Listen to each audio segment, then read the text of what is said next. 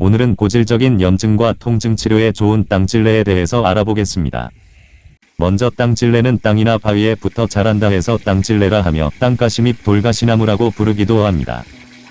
서식장소는 강가나 냇가, 계곡가, 산비탈 등의 주로 습과 수분이 많은 곳에서 찾을 수가 있습니다.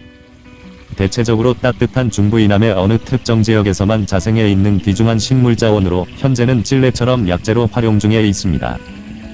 줄기의 생김새가 마치 찔레나무하고 흡사하고 꽃을 채취해 목욕을 하면 거친 피부가 미끈하면서 탄력 있고 윤택해집니다.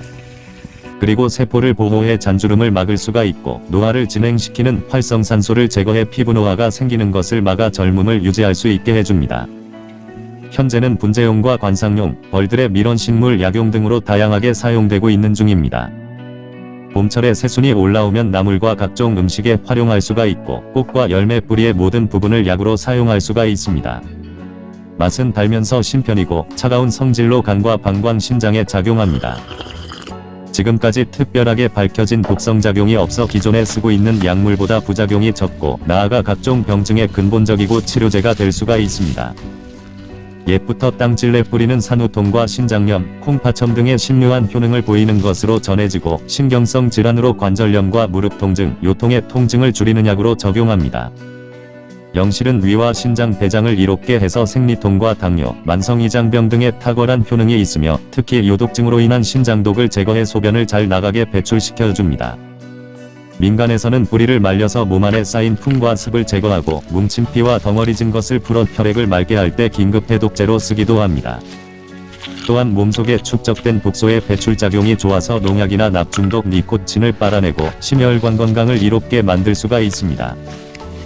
그리고 알코올을 해독하는 작용이 있어 술을 많이 마셨을 때 술독을 빨리 풀어 숙취 해소제로 사용되기도 하고 간염과 간경화, 지방간, 황달 등의 치료보조제로 활용되기도 합니다.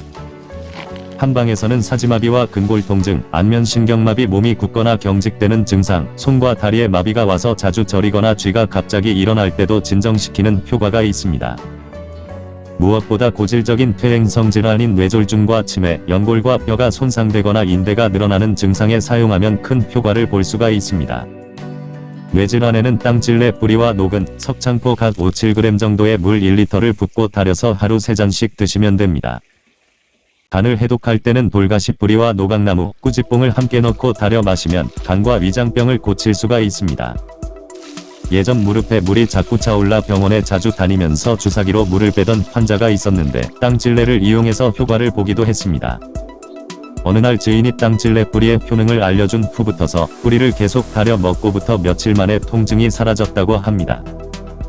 그리고 10일 이후부터 통증도 사라지면서 물이 계속해 차오르는 현상이 전혀 생기지 않았다는 사례자가 있기도 했습니다.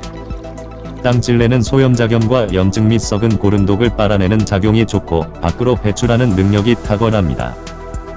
게다가 허리에서 극심한 통증으로 고생이 심한 사람은 뿌리를 한 달 동안 복용을 하고 나서 어느 순간 허리 통증이 줄어들었다는 사람도 있었습니다. 고질적인 통증 질환에는 땅찔레와 사이찔방 또는 토복령 각 10g씩 넣고 대추 3개에 물 1리터를 붓고 달여서 10전 하루 3회씩 마시면 됩니다.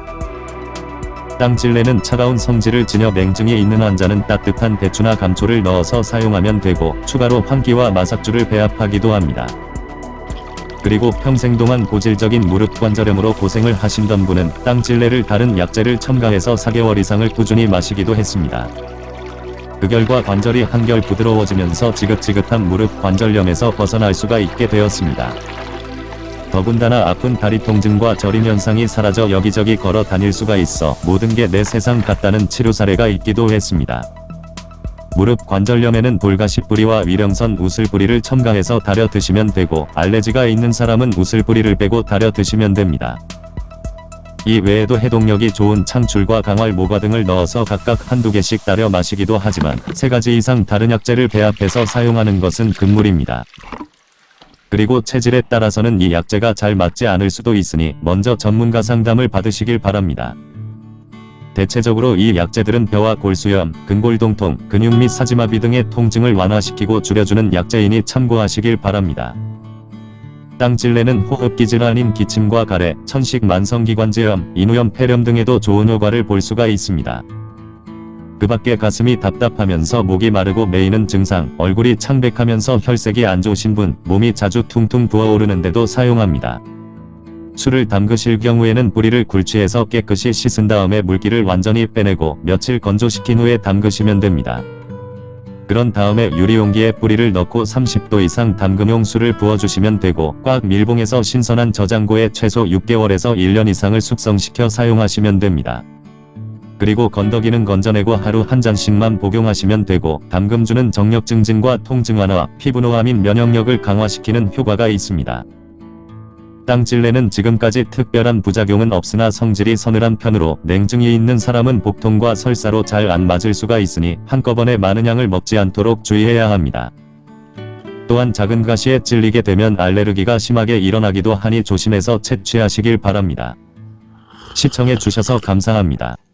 지금까지 화산이었습니다.